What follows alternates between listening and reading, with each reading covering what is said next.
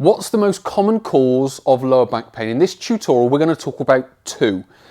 The first one that we're going to talk about is the most common initial aggravator of lower back pain, and then the second one is sort of a progression on from that. So what we're going to do, we're going to talk about those two causes, and then we're going to talk about some solutions along with them that you can start to put in place, or some alternatives, and modify them so you can manage your lower back pain and hopefully make it better.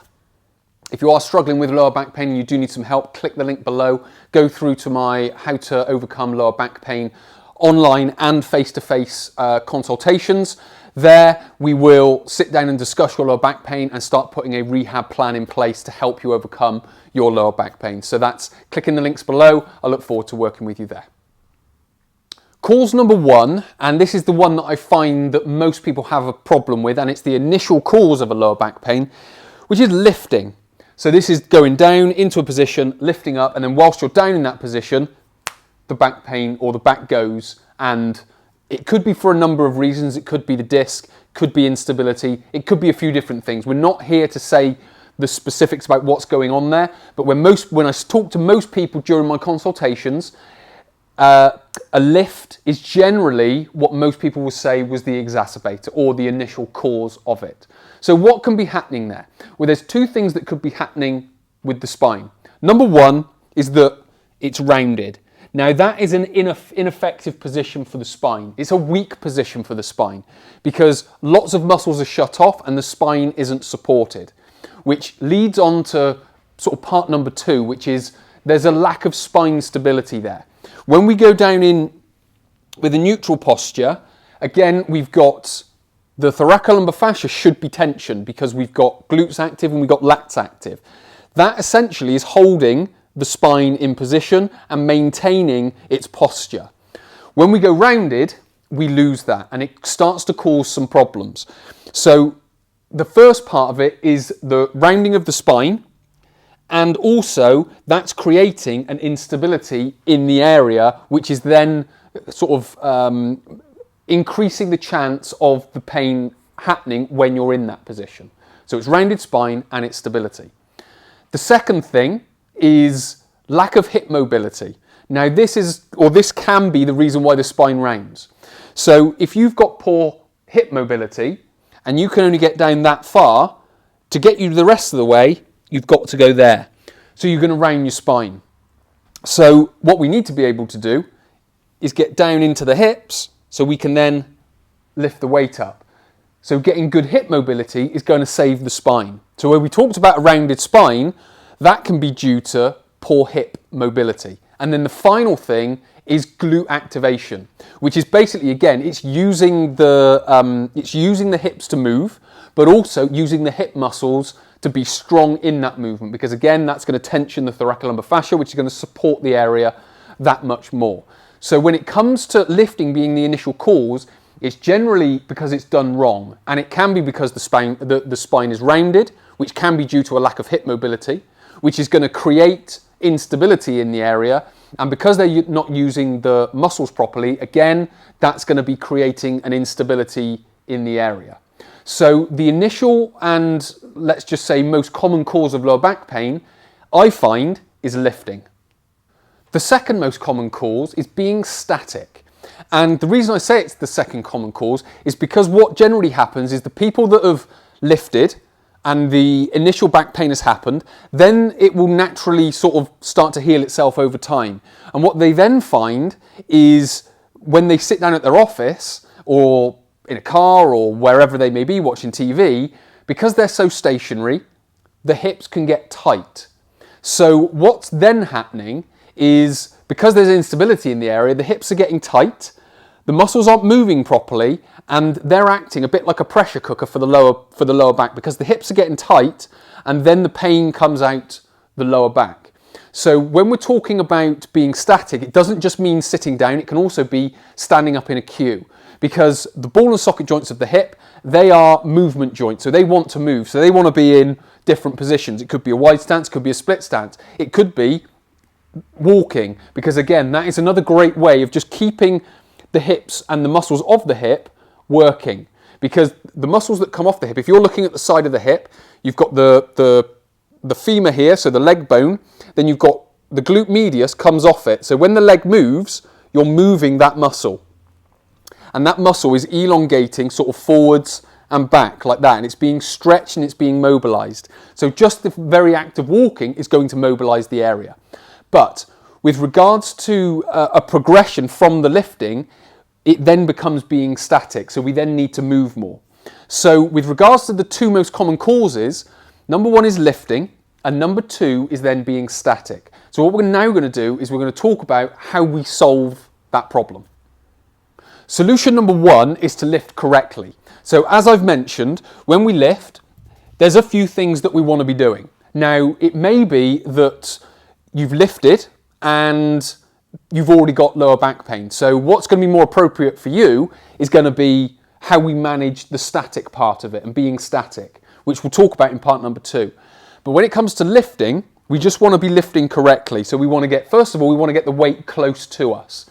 So that keeps the lever down. If I try and lift that 16 kilo weight there, it's going to be much heavier than if I try and lift it here, albeit it's still 16 kilos. It's because the lever's short and the lever's long. Whenever the levers are long, the weight is always heavier because it's further away from you. So first of all, we want the weight close to us. Then we want good hip mobility. So we want to be able to get down into the hips. So we want to be able to get right down here so I can get my hands on it. I've got a good position of the spine because I can get down into the hips. Then what I can then do is once I'm down here, I then just need good active hips. And again, with regards to getting the hips active, very simple exercise. We just come down, lie on our back, and we just come up. Okay, I've got a good squeeze on here. I can feel my glutes working. If I want to take it to another level, I just keep. So I've now got active glutes.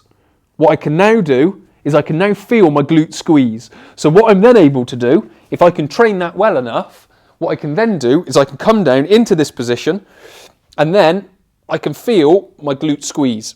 And then when I get to the top, I can really feel them working. So all the way, if I've got my lats and my glutes working properly, that again is going to be tensioning the thoracolumbar fascia, which is going to be holding up and holding the spine in the position that we want to keep it. Obviously then we've got the brace as well, which is going to support the spine that much more. So when it comes to lifting, it's all about lifting correctly. So we lift from the hips, so we've got good range of movement there. If you need good range of movement, again, we've got to open out the hips, we've got to stretch them. Again, we cover all of this during the consultation because you'll give me all the information that I need to build a specific program for you based on, do you need hip mobility work? Do you need core stability work or spine stability work? If you need both, we can set up both, but that will come out during the consultation. So with regards to lifting, it's all about doing it properly and getting the right parts of the body working at the right time. Obviously, getting the hips mobile, getting the glutes active, getting the core so it can brace effectively to stabilize the spine, lifting, so on and so forth. So that was how we would go about solving the lifting problem. Now what we'll talk about is how do we solve the static problem. And the most simple solution to the static problem is to move more. But if you've got a desk job, then it's not going to be that simple. So what can we do when we're sat down? Well, essentially, the first thing we can do is we can change foot position. Wide, we're opening out the hips a little bit more. Narrow, 1 foot forward, 1 foot back. So all the time, we're changing the position. We can also change the position of the upper body. We can lean to the right, we can lean to the left.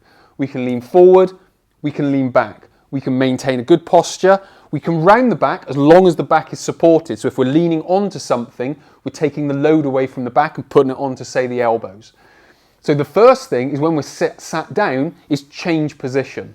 Another thing, if you're able to do it, is to perch. So you just perch on the edge, drop one leg off the side. That's going to maintain, that's going to split my stance. So I've now got slightly more open hips.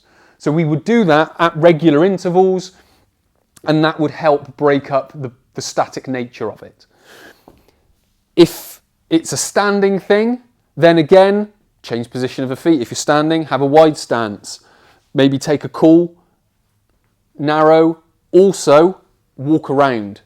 Again, when we move the legs and we go into that walking gait, what we can then do is open out the hips. The muscles are getting some movement. We can also break up sitting with walking. So those are everyday things that can be done to break up that static nature of people's lifestyle.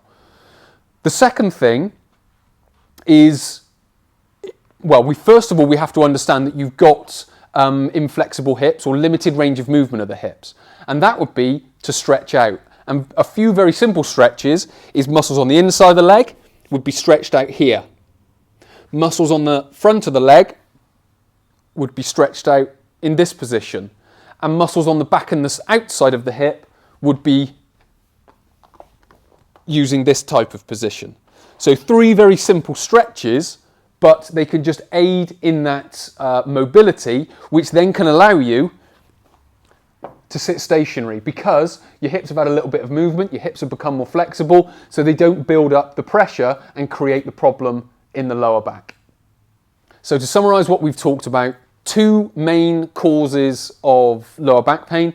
One is lifting and one is being static, albeit seated or standing. Why is that happening? Because of position of the spine or muscle activation or poor muscle activation around the spine. So what do we need to do? We need to create mobility through the hips, get the muscles working properly, lift from the glutes or lift from the hips. When it comes to being static, we can change position of the foot position whilst we're sat down. We can change position whilst we're sat down. We can walk, we can change position when we're stood up. And then the final thing is improve the range of movement around the hips. And what that will all go about doing is relieving pressure on the lower back by releasing the muscles of the hip. If you've enjoyed this tutorial, please do hit the like button below. It helps these videos with the algorithm to keep them at the top of the rankings. Also, if you've enjoyed the content and you want to hear more, hit the subscribe and the bell icon and you'll be notified when I release more. And then finally, add any comments and questions below about anything that I've covered in this tutorial or about the lower back pain topic, and I'll be happy to answer them to the best of my ability. So many thanks for watching. My name's Chris. I'll speak to you in the next tutorial.